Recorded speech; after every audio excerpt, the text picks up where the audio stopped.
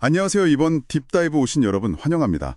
자, 오늘은 여러분이 보내주신 자료, 특히 카카오페이, 종목 코드 377300이죠.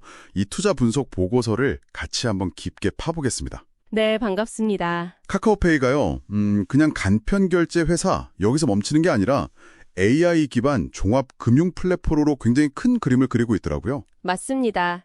그래서 이제 핵심은 정말 2025년에 턴어라운드가 가능할 건지, 그리고 여기서 AI가 도대체 어떤 역할을 하는지, 이 부분이 중요하죠. 네, 그래서 저의 미션은 이 변화의 맥락, 또 최근 실적, 그리고 진짜 코앞으로 다가왔죠. 11월 4일 3분기 실적 발표. 이게 어떤 의미인지 빠르게 좀 캐치해보는 겁니다. 특히 AI가 정말로 이게 돈이 되는 건가? 이 부분을 좀 집중해서 봐야 할 것 같아요. 네. 카카오페이의 큰 그림을 보면요. 크게 결제하고 금융, 이 두 가지 엔진으로 돌아갑니다. 아, 결제랑 금융이군요. 네. 결제는 뭐 다들 아시다시피 카카오톡 등의 업고 이미 1위고요. 최근에는 삼성페이랑 연동하면서 오프라인 쪽으로도 막 발을 넓혔죠. 물론 네이버페이하고 경쟁은 여전히 치열하고요. 그렇죠. 경쟁 치열하죠. 근데 이제 진짜 주목해야 할 변화는 금융 쪽이에요. 뭐 대출 중개나 자산 관리도 물론 하고 있지만 진짜 성장 동력은 카카오페이 증권의 MTS, 그러니까 모바일 주식 거래 시스템 하고 카카오페이 손해보험, 여기서 나오고 있습니다. 아, 그 자회사들 성장세가 정말 무섭더라고요. 저도 자료 보고 좀 놀랐는데 증권은 활성 이용자가 벌써 100만 명이 넘었고 이게 1년 사이에 2배라고요? 와. 네, 2배죠. 특히 젊은 층들이 많이 써요. 아, 그러네요. 젊은 층 공략. 이게 또 앞으로 나올 그 AI 투자 같은 상품 팔기에도 딱 좋은 채널이 되겠어요. 그렇죠. 보험 쪽도 만만치 않아요. 상년 만에 가입자가 600만 명을 돌파했어요. 600만 명이에요. 그것도 대단하네요. 네, 특히 그 해외여행 보험 같은 경우 다시 가입하는 비율이 64%나 돼요. 와, 재가입률 64%면 이게 높다는 건, 그리고 상반기 보험 수익이 72%나 급증했다는 건 서비스에 대한 만족도가 꽤 높다, 이렇게 볼 수 있겠죠? 맞아요. 뭔가 써보니까 괜찮더라 이런 거 아닐까요? 바로 그 지점에서 AI 전략이 연결되는 거군요. 네, 그렇습니다. 2025년을 아예 금융 AI 원년으로 선언했을 정도니까요. 지난 6월에 나온 페이 AI라고 카카오페이 자체 AI 브랜드거든요. 페이 AI요? 네. 이걸로 이제 건강관리 서비스를 시작했는데 사용자의 마이 데이터를 분석해서 맞춤형 보험 상품을 추천해주는 시기예요. 아, 마이 데이터 기반으로? 네. 그리고 더 놀라운 건 AI 투자 서비스인데요. 이게 출시 6개월 만에 가입자가 500만 명을 넘었어요. 와, 6개월 만에 500만? 그리고 2025년 상반기에만 이걸로 벌어들인 수수료 수익이 자그마치 1,000억 원입니다. 1,000억 원이요? 이야, 그게 벌써 상반기 전체 매출의 거의 10%가 AI에서 나왔다는 거잖아요. 맞습니다. 이게 바로 그 아까 말씀하신 결제로 트래픽을 모으고 AI로 분석해서 니즈를 파악하고 이걸 금융 자회사 상품으로 연결해서 수익을 창출하는 그 플라이휠이 실제로 막 돌아가기 시작했다는 증거죠. 와, 그 플라이휠 구조 정말 강력해 보이긴 하는데요. 근데 뭐랄까, 경쟁사들도 좀 비슷한 거 하지 않나요? 카카오페이만의 진짜 차별점은 뭘까요? 아, 좋은 질문이십니다. 결국은 AI 분석의 질하고 금융상품 자체의 매력도, 여기서 이제 승부가 갈릴 거예요. 말씀하신 대로 구조 자체는 사실 경쟁사들도 따라할 수 있거든요. 그렇겠죠. 카카오페이가 얼마나 더 정교한 AI 분석을 내놓느냐, 그리고 그걸 자기네 증권이나 보험 상품하고 얼마나 더 매력적으로 잘 엮어내느냐, 이게 이제 지속 가능한 우위를 만들 수 있을지 그걸 결정하겠죠. 그렇군요. 질과 매력도. 자, 그럼 재무 상태도 좀 봐야 할 텐데요. 드디어 만년 적자 꼬리표를 뗄 조짐이 보인다면서요? 네, 그렇습니다. 2025년 1분기, 2분기 연속으로 흑자를 기록했고요. 2분기에는 영업이익이 93억 원이었죠. 93억 원. 흑자 전환 자체도 물론 의미가 큰데 그 내용이 중요하잖아요. 혹시 그냥 비용만 줄여서 만든 흑자는 아니고요. 네, 그 부분을 잘 봐야 합니다. 다행히 질적인 성장 신호가 보여요. 유저 한 명당 벌어들이는 매출, 즉 ARPU가 1만 원을 넘어서면서 전년 대비 36% 늘었고요. 오, ARPU 1만 원 돌파. 네, 그리고 유저당 거래 건수인 ATPU도 37%나 증가했어요. 이건 단순히 이용자만 늘어난 게 아니라 사람들이 더 비싸고 회사의 입장에선 마진이 높은 서비스를 쓰기 시작했다, 이렇게 해석할 수 있습니다. 아, 질적인 성장이 동반된 흑자 전환이다. 이건 긍정적이네요. 다만 그 밸류에이션 부담 이야기가 꼭 나오던데요. 맞아요. 그게 문제입니다. 현재 주가 수익 비율 PER이 1,500배가 넘고요.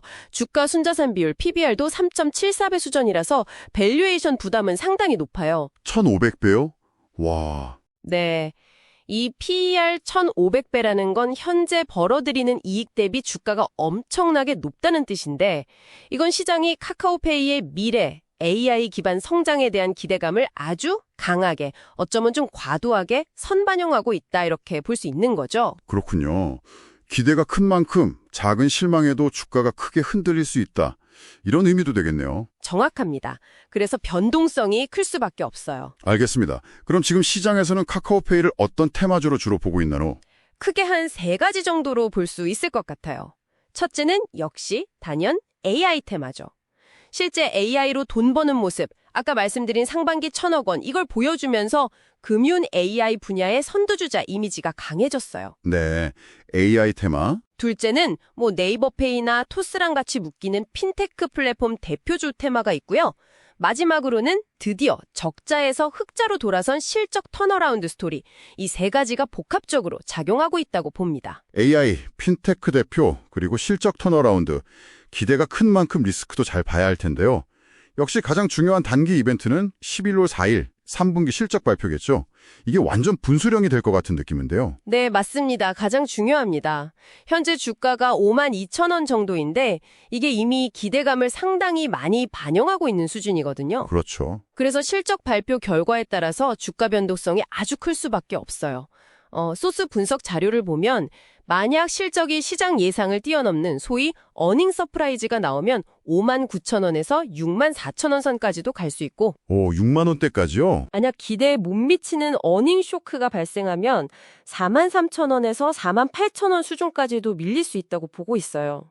와우, 변동폭이 꽤 크네요. 그럼 주가를 끌어올릴 긍정적인 요인은 역시 AI 수익화 증명하고 자회사 성장 지속이겠네요. 네, 그 두 가지가 핵심 동력이고요. 반대로 주가 하락 요인은 말씀하신 대로 실적의 기대 이하하거나 또 하나는 스톡옵션 오버행 물량 부담이에요. 이게 나올 가능성이 있다는 거죠. 아, 맞다. 스톡옵션 오버행이요. 그 임직원들이 예전에 받은 스톡옵션을 행사해서 팔 수 있는 주식 물량이 대기 중이다. 이런 거죠. 네, 맞아요. 특히 그 행사가가 5,000원짜리, 34,000원짜리 물량도 있다고 하던데 지금 주가보다 훨씬 낮으니까 차익 실현 매물이 나올 가능성이 크겠네요. 이것도 주가에는 좀 부담이 되겠어요? 그렇죠. 행사가가 워낙 낮으니까 차익 실현 욕구가 클 수밖에 없고 이게 잠재적인 매도 압력으로 작용하는 거죠. 참고로 주요 투자자들, 그러니까 외국인이나 기관 같은 세력들의 평균 매수 추정 단가가 대략 49,800원에서 51,500원 사이로 추정돼요. 아, 지금 주가랑 거의 비슷하거나 살짝 높은 수준이네요. 네, 그래서 만약 실적이 안 좋게 나오면 이들 역시 매도에 동참할 가능성이 있다는 점도 좀 염두에 둬야 합니다. 그렇군요. 그럼 투자 전략은 어떻게 가져가는 게 좋을까요? 그래서 이제 소스에서는 신규로 진입하시려는 분들은 일단 실적 발표를 보고 나서 판단하는 게 좀 더 안전할 수 있다 이렇게 보고 있고요. 이미 보유하고 계신 분들이라면 발표 전에 비중을 일부 조절해서 리스크를 관리하는 것도 고려해 볼 만한 방법이다라고 제안하고 있어요. 알겠습니다. 자, 정리를 좀 해보죠. 카카오페이는 이제 AI 금융 플랫폼으로 확실히 변신 중이고 실제로 AI 투자나 보험 서비스 같은 걸로 돈을 벌기 시작하면서 흑자 전환의 발판까지 마련했다. 성장 스토리 자체는 정말 매력적이네요. 네, 스토리는 좋습니다. 하지만 그 기대감이 이미 주가에 상당히 반영된 이 높은 밸류에이션 부담, 그리고 언제든 나올 수 있는 스톡옵션 매물이라는 잠재적 리스크 속에서 다가오는 11월 4일 실적 발표는 이 매력적인 성장 스토리가 정말 진인지, 그리고 지속 가능한지를 확인하는 아주 결정적인 시험대가 될 겁니다. 이제 숫자로 증명해야 하는 거죠. 맞습니다. 숫자로 보여줘야죠. 자, 여러분은 어떻게 생각하시나요? 지금 카카오페이 주가, 과연 AI가 가져올 미래 가치를 얼마나 담고 있다고 보십니까? 그리고 11월 4일에 발표될 그 숫자가 과연 시장의 이 높은 기대를 충족시킬 수 있을지, 아니면 혹시 뛰어넘을 수 있을지, 이 점을 계속해서 주목해 보시면 아주 흥미로운 관전 포인트가 될 것 같습니다. 오늘 딥다이브는 여기서 마무리하겠습니다. 감사합니다. 네, 감사합니다.